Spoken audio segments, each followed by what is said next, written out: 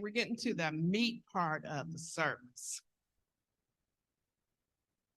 And I'm the one bringing forth the word today. Keep me in your prayers. When I was asked to speak, well, told to speak, I thought about, okay, it's Mother's Day. So I started looking in the Bible at different mothers. And when I got to Naomi and Ruth, they caught my eye. So I read the story, and I'm going to just tell you a little bit about it. We're not going to read it all. But Naomi had a husband and 2 sons. And her husband and her sons both died. But before her sons died, I forgot that part. They were married. They had, they both had wives. So her husband and her sons died. And Naomi thought, well, I need to go back to my homeland. I need to go back, where my family is, because I have nobody here but my daughter-in-laws. And my daughter-in-laws, they need to go back to their mothers. So Naomi got them together, and she told them, now, I'm old, and my husband's gone, and my sons are gone, and so you have no husbands either. You need to go back to your mother, and there's no way for me to, even if I got married today, that I could have sons in time for you to marry, to have husbands again. So they hugged and, they cried a little because it was sad and I'm leaving. But Ruth said, nope, I can't go. She told Naomi, she said, wherever you go, I'll go. Whatever God you serve, I'm going to serve. Wherever you lay your head, I'm going to lay my head. In other words, Ruth's devotion to Naomi was unquestionable. That caught my eye. We don't have that kind of relationships anymore. A lot of people do not have that with their mothers, let alone their mother-in-law anymore. So that, it really got me. She must have known that Ruth was a wise woman, or she went back to her own mama, but she didn't. So Ruth and Naomi goes to Bethlehem, back to her home, to Naomi's hometown. And they got there, and of course, they didn't have anything, so they needed to work. Somebody needed to work. So Ruth went to work. She went in the fields, and they called it gleaning. I had to look that one up because I had never heard that before. Where they kind of go behind the people that is doing the harvest and pick up what they drop. And that's what she was doing. So that was her job. Well, while she was there, the property she went to, first of all, was Boaz's property. And Boaz was a relative of Naomi. At the time, Ruth didn't know that. So Ruth goes to work, and Boaz comes through to see how they doing in his field. And he looks around and he sees Ruth. She catches his eye. So he asks, who's that woman over there? So they told him that she was there, she was gleaming.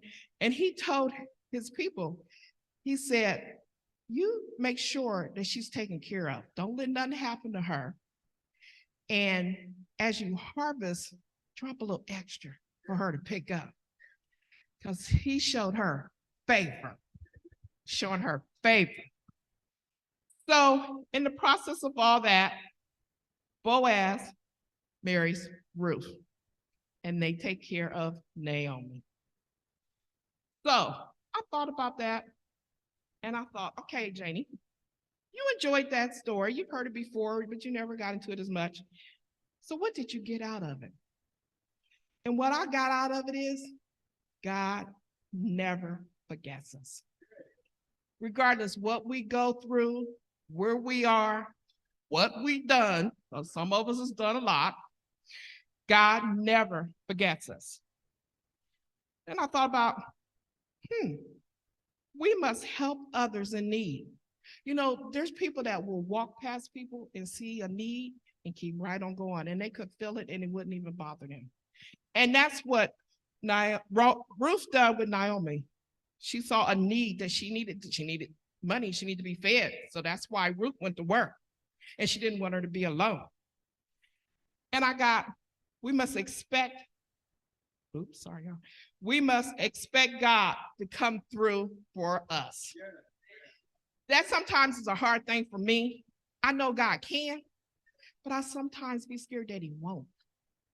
And we can't be doing that. That's what I'm learning now. You're beating that in me. We must always expect God to come through for us. If we don't, we have free will. So if we don't expect him to, we be saying, okay, God, now you know I need, but I know I'm supposed to be your child, but I know I've done this and that in the past, so I don't know if you do it. Gotta go. Okay, then you got it. You take care of it. So we gotta expect God to come through for us. And so then I thought about a few things I need to remember about this story. That we have a caring God, the very caring God. Regardless what we do, we roll around in the mud, we act crazy, and he still loves us. He still loves us.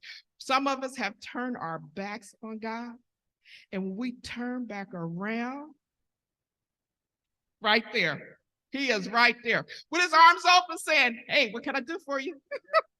I really appreciate that with God. I'm one of those that I've ran to him a lot to find out just how caring he is. That there is hope, even the most devastating times of our life. You think back of something, one of the most devastating times in your life, and somewhere in it, you had to have some hope or you wouldn't have made it through it. That's why people commit suicide, because they have no hope. So, we got to remember that there is hope even in the most devastating times of our life. And our hope is Jesus. And the final thing I want to remember, and I want all of us to remember, is the past is not our final destination. And as long as we trust in God, if you look back, and we shouldn't really look back, but we do, you look back and you think where it was and what you've done, that's not your destination. You got to look ahead to see what your destination is. You got to put things in front of you that you want your destination to be. It can't be the crazy stuff I've done in the back. It's the things I'm going to do in the future. It's not the jobs I lost in the back. It's the jobs God going to give me in the future. That's what we got to do. We can't let that stuff in the past be our final destination. We got to leave the past in the past. And I'm telling you, if you got friends, loved ones, family members that try to take you back to your past, leave them alone. Love them and leave them alone, because your future is not your past.